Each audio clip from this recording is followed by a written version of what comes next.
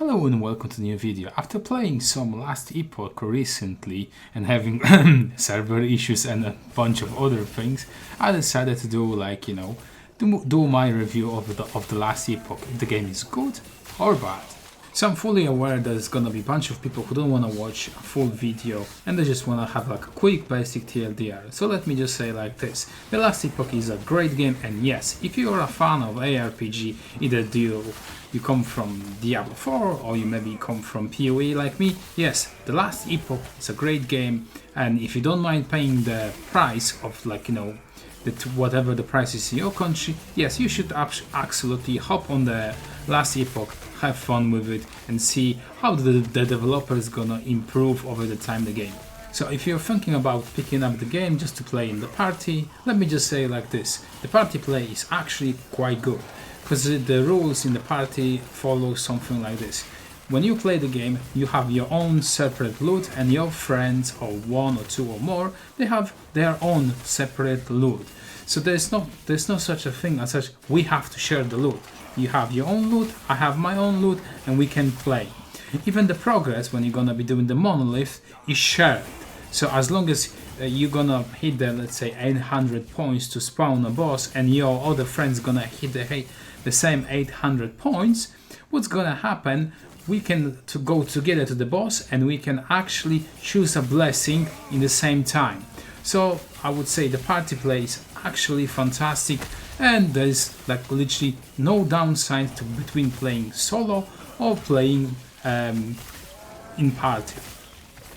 If you're thinking how hard is the Last Epoch and how much time you're gonna have to spend learning the stuff such as like maybe crafting and so on and other things, I would say like this: we're gonna have to establish some measurement. So on the left side, you're gonna have like the most easiest ARPG, that's gonna be D4, and on the right side you're gonna have like a PoE, the most hardest one. In my opinion, Last Epoch is like pretty much dead on in the center. It's not too easy like D4, and it's not too complicated like PoE, when you need million things to like help you out figuring out the build.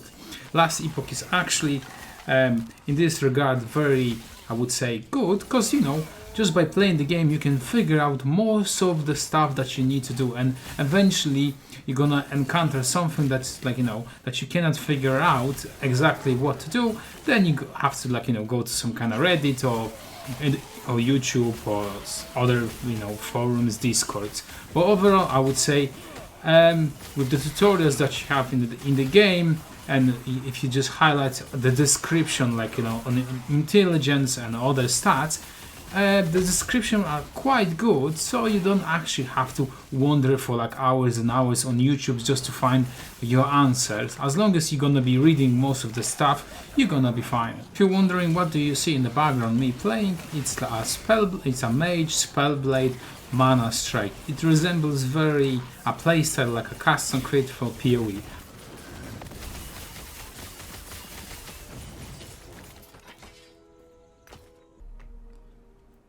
So one of the things that I like in the Last Epoch is actually Circle of Fortune, because this pretty much just rewards me with better loot by playing the game.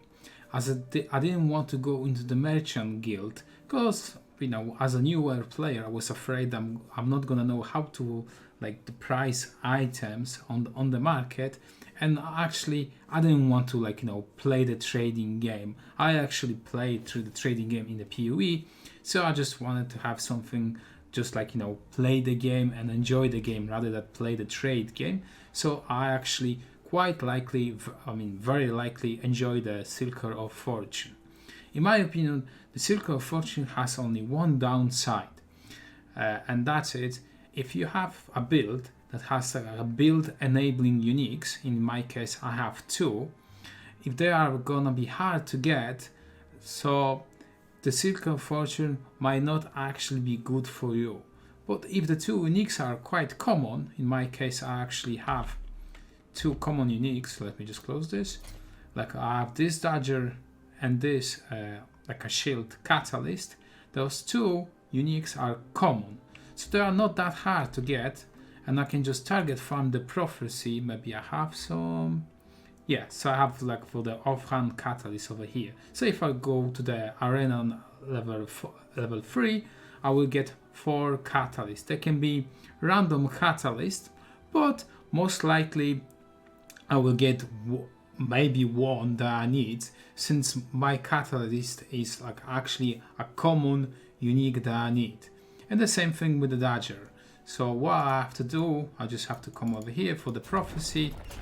I have to go over here and I just have to roll a couple times until I see that I'm gonna get a reward as a Dodger, and it's gonna be a unique, and there's gonna be a chance that I'm gonna get the Dodger that I actually need. Oh yeah, and before I forget, another downside of the Circle of Fortune, maybe that's gonna be for the Merchant Guild as well. In my opinion, it takes way too much to level this up. I'm just at level 8, and if you look on my level, I'm 94 and more than a half, so I'm missing about 6 levels, and I'm still not even scratch the level 8 of the Circle of Fortune, and I'm guessing level 9 and level 10 is gonna be way harder. This is something that I not necessarily like. What I would more appreciate if the Circle of Fortune would end up at level 10 around 85, maybe 90, like the top, right? So I can take the full advantage of the Circle of Fortune. I don't know how it is going with the Merchant Guild, as I didn't actually play the Merchant Guild, and for this character I'm not gonna be dedicating myself into Merchant Guild. So if this is the same situation with the Merchant Guild, how about you just leave the comment and you confirm that, or maybe say the Merchant Guild is a little bit more easier to level up. So, item filter. In my opinion, on one hand, I actually freaking love it. It's very simple, it's very easy to do, and you don't need any YouTube tutorials, nothing like that. I mean, at least in my case, because I do design my own item filter in PoE, and I think in the PoE is way more complicated. So when I was designing my own item filter, I'm like, you know what, this is very easy. But on the other hand, I actually dislike it as well. And you might be like, what, you liking the item filter and you disliking? Yes, that's correct. Because when I was researching some last Epoch content creators, I was told that I don't need any item filters when I'm gonna be doing the basic campaign, and this is absolutely not true at all. You're gonna see so much junk that you don't need to see, that you need to create even for the campaign a very basic item filter, even like highlight me some unique items, filter some idols, filter some rare items, highlight some items that I might be needing. So right on the get-go, or like when you start the character, you need some kind of basic filter, very basic, when you're doing the campaign. And once you go into the end game, you need like a very, let's call it complicated, or like more advanced item filter for your character. And and when you start doing the Merchant Guild, this even becomes more complicated, because in my example, I'm using Circle of Fortune. Since I don't have to trade, I can hide a lot of items that probably would have a lot of value, like for the Merchant Guild. Let's just say, for example, a minion exalted item is gonna have like a good price. But in my case, since I'm playing the Circle of Fortune as a solo player, I can hide them. So this is, in my opinion, becomes even a bit harder, because you have to take into account that you're gonna be farming items for a different class that you can sell. So your item filter is gonna be even more complicated. So here's my word of the advice. If you're gonna be researching some kind of build guide from someone, what I would actually do, first thing I would say, if this build has an item filter for the campaign and for the end game. If the build guider from the last epoch does not provide you with the item filter, I will ignore the video, move on, unless you're quite confident as a player that you can create your own item filter then sure. Because in my opinion, the item filter is as much important to play the game as your actual build. So yes.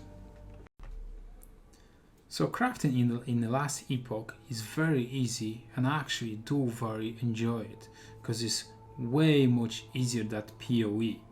Because like the principle of crafting is very simple. You need like an exalted or a rare item, so they have a lot of forging potential, you can see over here. And then you need to find yourself at least one good exalted modifier, that's the purple one, and something else that's, you know, that's on the modifier that's like good, right? So for example, in this I have a lightning damage and melee damage. Let's just say this is good, right? And then you can just change this with the scroll over here, and then you can add actually a modifier from available what is that suffix? Yeah, from available suffixes over here. So as long as you have the shards, you can just click whatever you want. Let's just say I want a fire pen, and I can just add a fire pen. This makes crafting items very, very easy, and it doesn't require, you know, combinations or any external website like in the case of PoE. So yes, the crafting in last Epoch is, I would say, it's very simple and it's fun. Doesn't require, you know, vast amount of knowledge. Yes, probably if you want to do those godly tier items, you're gonna have to figure out some kind of method, and that's gonna be a bit more challenging. But for a newer player like me, this makes the game very much enjoyable. So let's talk about respecing the skills and respecing the points from your passives. I actually like it and dislike it at the same time. Why, for example, why I like it is like if I make a mistake or I'm not sure about, like, you know, some kind of passive, if this works properly or not, I can respec it and there's like no penalty. Why I dislike it, it is something like this. Before I started this build, I had to research. Luckily I had like a guildmate who told me the Spellblade is something like a battle mage from PoE, and it's something like a Inquisitor. So literally on the get-go I have to ask someone which class I'm supposed to use to get the playstyle that I actually like. So that's one of the things that I didn't like. But another thing is, if I would accidentally click on the Rune Master instead of a Spellblade, I cannot undo my mistake. What I'm gonna have to do is actually level up a new character, a new mage, just to get the Spellblade. That's something that I actually dislike, because in my case, my build needs 2 uniques, so I'm actually forced to go right away into the Spellblade, and I won't have that much benefit for the early game before I start finding those 2 uniques that I need. I would rather go to a sorceress that has like more generic damage and spells and play sorceress until I get my 2 uniques, and then I will say, you know what, I can respect my sorceress and go to the Spellblade and enjoy the Spellblade. So this is something that I dislike, and the same things actually do follow if we go to the skills, because with the skills you just have to know this: you're not leveling a skill, you're leveling a slot. You're leveling this slot so you can swap around the skills as much as you like.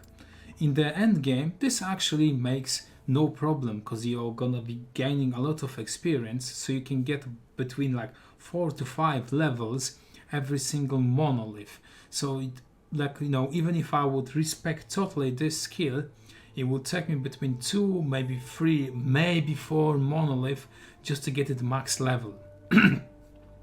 But the early game, you actually don't know which skills are good, which skills are bad. Some skills might be bad because they need some kind of points, right? But once you put some kind of points, let's say like in the static, if you like, static is not that great at start when I was playing it. But if I would put a couple more points, probably static would be a great skills. But I'm never gonna know that, because I cannot just swap around those this skill with this skill and just play around with it, especially in the early game. I'm not talking about the late game, about the early game, because in the early game you not gained so much experience, so you're relying very heavily on your skills being as highest level as you can, because you're getting power. So that's something, I would say like a minor thing. Hopefully the developer might change that in the future, or maybe not. So whenever there's gonna be released a new cycle in the last epoch, I'm probably gonna be hopping into the last epoch and having fun with just one build. And you might be wondering, why only one build? To tell you the truth, the campaign is like very boring. I don't even know what's happening in that campaign. I know I'm going through different timelines, killing some monsters. The campaign is absolutely bad, and I'm like, no, you know what, I'm not even interested. So that's why, re-leveling a new character would be kind of boring for me, because I would be repeating the same stuff on and on. Pretty much that follows for every ARPG, but in the last epoch the campaign is, like, to be brutally honest, very bad. The gameplay nonetheless is great, I enjoyed the end game, but the campaign experience is absolutely horrible. So even after listening to my hopefully to my full video, you're still hesitating if you should buy the last epoch or not, let me just say like this: definitely buy the last epoch. If you're a fan of ARPG and you like killing, looting, playing with the build, go for it. Remember this: maybe in this cycle of the season you're gonna get like 55 hours, or maybe 100 hours, or maybe more. Just remember, in couple months from now there's gonna be a new season when you're gonna get maybe another 100 hours, or maybe less, because you're not gonna like the seasonal theme, whatever the development is gonna do. But overall, think about this game that every couple months you're gonna get, let's say, 100 hours from the season, and you're gonna have a blast. So I would say yes, just pay the developers whatever the price is in your country and have fun. I absolutely have no regrets of buying the game, and I would say it's absolutely a blast. There is some bits and pieces and minor things that the developers have to tweak and fix and so on, but for now I see there's a lot of communication on the Discord and on the Reddit, so that's very positive, and hopefully they're gonna be reading the feedback and implementing some things. So I think the game is gonna be in a great situation. So yeah, go for it, and thank you for watching, and I will see you later in my next video. Bye bye.